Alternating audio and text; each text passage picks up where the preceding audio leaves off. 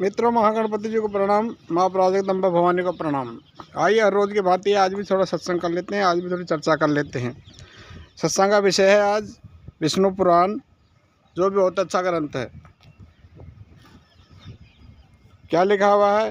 पंचजन्य शंख बजाने से दैत्यों का बल नष्ट हो जाता था और देवताओं का तेज बढ़ता था, अधर्म का लक्ष्य होता था। जरासंध ने राम और कृष्ण के 18 बार युद्ध किया और जरासंध हार कर भाग गया। श्री कृष्ण ने रुक्मी को युद्ध में परास्त कर राक्षस विवाह में मिली हुई रुक्मिणी का सम्यक वेदोक्त रीति से पाणी ग्रहण किया था।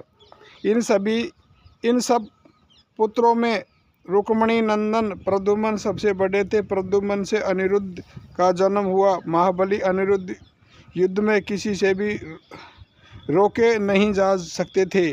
उन्होंने बलि के पौत्री एवं बाणासुर की पौत्री उषा से विवाह किया था। उस विवाह में श्री हरि और पौत्री एवं बाणासुर की पुत्री उषा से विवाह किया था।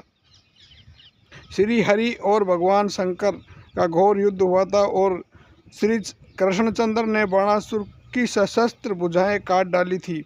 जब जब धर्म पुरुषों के आरंभ किए हुए कार्यों में असफल हो, तब पंडित लोग कलयुग की प्रधानता समझे। जब जब यज्ञों के हदीश्वर भगवान पुरुषोत्तम को लोग यज्ञ द्वारा यजन न करे, तब तब कलयुग का प्रभावी समझना चाहिए। प्रलय में नीचे ऊपर सब और देवत्यमान होकर वे सातों सूर्य पाताल पर्यंत संपूर्ण त्रिलोकों को भस्म कर डालते हैं। त्रिलोकों का सामर्थ्य नीरस हो जाता है। उस समय सब दुग्ध हो जाने पर यह पृथ्वी कछुए के पीठ के समान कठोर हो जाती है,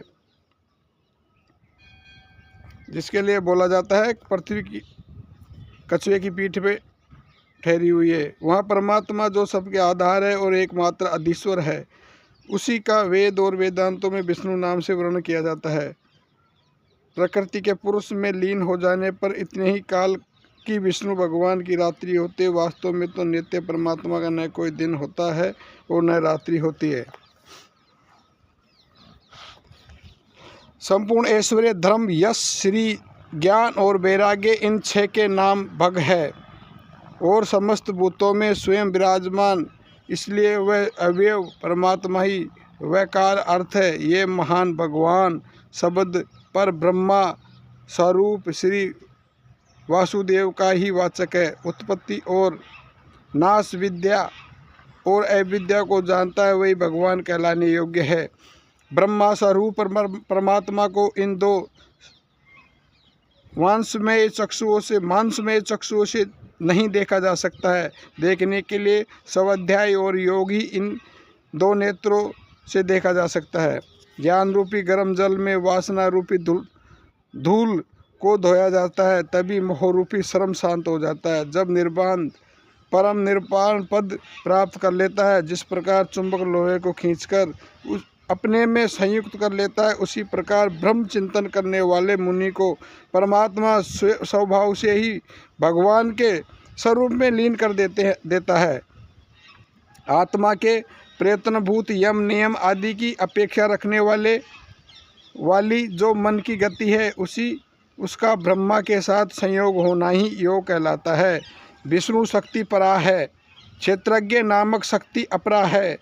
कर्म नाम की तीसरी शक्ति अविद्या कहलाती है। इसी अविद्या शक्ति से आवृत होकर वह सर्वगामिनी क्षेत्रज्ञ शक्ति सब प्रकार के अति विस्तृत सांसारिक कष्ट भोगा करती है।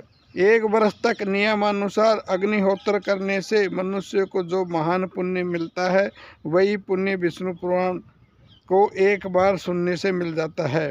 रात्रि, दिन, प्रातःकाल, सायंकाल, ये ब्रह्मा जी के 4 शरीर हैं।